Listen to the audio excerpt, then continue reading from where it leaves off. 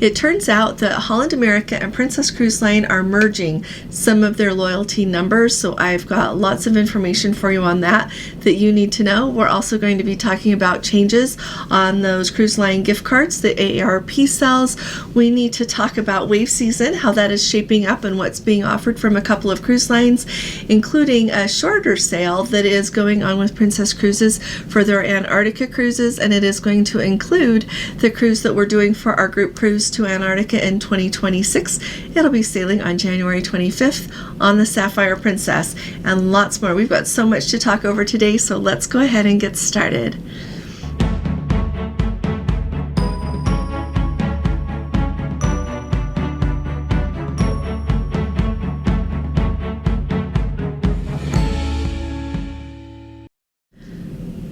Hi there, this is Allison with Let's Go Travel Tips. Today is Monday. It is December 23rd of 2024, so it's really nice to be here with you today. I actually had to take some things out of my pile of things to talk with you about, so make sure you don't miss videos coming up in the next few days. It might be Christmas time, holiday season, but we have a lot to talk about. So today I wanted to let you know, first of all, what Princess, as I have spoken with their customer service reps and Holland America customer service reps in their loyalty departments, they are calling these multi-brand numbers. And I don't know why, but they are merging some people's Holland America Mariner number and their Princess Captain Circle number to one number. The numbers that I have seen kept thus far are their Holland America numbers. I don't know if that's a fluke because of just the ones that I've had experience with, or if it's what they're going to do heading out. I don't know why they are merging these. They didn't have a really good reason either. And so here are a couple of things that I want you to know about that. First of all, once this happens, it's going to make it, until they fix their problems, and we don't know when this is going to be, you cannot get logged into your Princess account. You can usually go to princess.com, and if you have made yourself an account, you just click on login up there in the upper right hand corner, enter your username and password, you get into your Princess account. You can see all the cruises that you have got booked with Princess, manage them from there. Once they merge these though, that's not going to work. You are going to have to do the manage your booking thing where you enter your name, your birth date, and your booking number. Then it takes you into that booking and you can do everything that you're used to doing, but you can't see your whole list of cruises. And so I'm hoping that they're working on that with all of the other systems problems that they've got, so that people can access their whole account, that again, see everything and make it much more convenient for them. The second problem that I'm aware of is that they do not always merge your Mariner number that has the highest loyalty status and your Captain Circle number that has the highest loyalty status. Now you might wonder, well, why not? Because sometimes inadvertently, somehow people have made a second Captain Circle number. You can do the same thing with Mariner numbers. And so if somebody has, for example, a Captain Circle number that shows that they're Platinum, Elite, whatever it is, and there is another Captain Circle number out there that was made, we don't know how, if they logged in a different way, whatever, but there is and it's amazing to me how many people have these actually. You have to pay attention to which one you use when you're doing a cruise. But if when they were merging these numbers, they accidentally grabbed the one that has like no loyalty, like for example, you're Blue or you're only Ruby, and in real life you are Elite now, if they grab the wrong one and merge it, that's another problem. So it won't necessarily pull the correct loyalty level when those are merged. And so we're going to have to solve those on a one-by-one basis. So pay attention. And here's the third thing that I know about these is you can be someone that has a Mariner number and you've just signed up for one, you've got a cruise booked, you've not sailed yet, and it can even if you don't have a cruise booked, if you've had to cancel that cruise, you've got that Mariner number, it can still merge you for some odd reason with the Captain Circle number. So now you have a number that you've not even taken a cruise with. So there's everything that I know about, and I'm telling you this so that if you see a different number pop up when you book a cruise, pay attention. It might be your Holland America number, even if you've never sailed on Holland America. So let me know in the comments If any of you have any experience with this, I know a couple of our Let's Go family members do, because we're working on ironing out some problems with them. So let me know, and I just thought I would bring you up to date that that's what they're doing. Like I said, I don't know why. Alrighty, now let's talk about what's going on with the AARP gift cards. If you are not familiar, AARP sells cruise line gift cards, and they have them at a discounted rate. That helps you save a little bit of money on your cruise.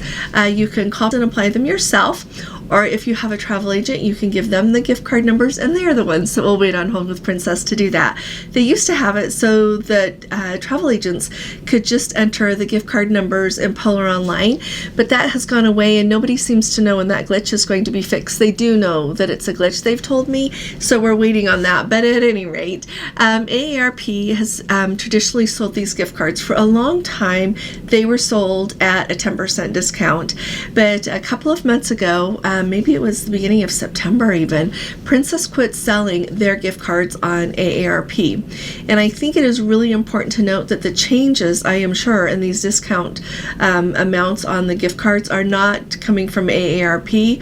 I am sure they are coming from the cruise lines, because the cruise line has to decide how much of a hit they're going to take when they sell these gift cards. So like I said, Princess has quit being sold there, and so now the only place that I've noticed that you can easily get the Princess gift cards at a discount is on Newegg, and they are traditionally 5% off, and every once in a while, like today, they are running a promo that you can get the gift card for 8% off. Alrighty, so here's the new update for you with those AARP gift cards. Now the Carnival Cruise Line ones are going to be sold. They were sold at 8% discount. Now they're going to be sold at a 5% discount. Alrighty, just to bring you up to date, Royal Caribbeans are 10% off, Holiday Americas are 8% off, and Celebrities are 10% off. So I hope that that helps you a little bit. You have to just go to AARP's website, you log in, and that's how you buy the gift cards. Same thing, Newegg. If you want to give someone the gift of a gift card and you are not worried about buying it at a discount, you can buy them on Amazon and email them to people. That's what I do when I'm giving them a Princess gift card. But just wanted to bring you up to date on that and let you know to look at Newegg if you're looking for those Princess gift cards. The next thing we need to talk about is what's going on with wave season. If you're not familiar, when you look at promos for cruise lines, at the end of December is when what they call wave season starts, because it's when people start thinking about everything that they want to do coming up, in 2025, 2026, and beyond as more cruises are released. And so I thought I would tell you a couple of promos that different cruise lines have. So first of all, if you're interested in going on a cruise on any cruise line, I would definitely go to their website and see what they've got offered. But the ones that stood out to me a lot today is Cunard has an offer that they say you get to have triple onboard credit for a cruise. Of course, it only applies to certain bookings, but they do say that it applies to 750 of their different voyages that range in length of cruise from 7 nights to 43 nights, and they sail between April 13th of 2025 and December 31st of 2026. That is really an important note, I think. A lot of times when you look at what cruises the wave season is going to impact the most, when we look at the cruises that are released into 2027, a lot of those do not have wave promos applying to them. I've looked at those on several different websites, but truly for the next 2 years there are a lot of sailings that with Cunard you can do this with, and other cruise lines as well. Right now, Princess's current promo that they've got running says up to 40% off of the cruise, a stateroom upgrade, and I told you about that in my video the other day, so keep an eye on that. That is not what it sounds like. They will, on some of the sailings, you get a third and fourth guest sail free and $99 deposits. Those also apply to specific bookings, and that promo is going to run through February 28th of 2025, so a long time moving forward there. And of course, if they want to, they can throw in other little promos on top of that. But that's what we're looking at for Princess's Wave season offer. And in addition to that, right now, Princess has an offer that they say you get up to $800 of instant savings if you book a cruise that goes to South America and Antarctica. So just so you know, I looked and I compared with if you use that promo. I compared it to what we booked our group cruise at, just Gordon and I's, and I checked a few other ones just randomly, and all of the ones that are booked thus far, as well as some people that booked more recently that didn't get that amazing onboard credit when those cruises were first released, the price that we have is better than what you can get currently. Gordon and I have an aft balcony on that sailing, and those are mostly waitlisted except for, I think it's on the Aloha deck. There are still some left, but there are balcony cabins left and other cabins left in other areas of the ship, but that ship is getting more sold out. So if you think you want to join us, this would be a really good time to send me an email and join us. It's going to be an amazing cruise. And I know that somehow, I don't know why, but I feel bad because some people discount the fact that we don't make a landing on Antarctica.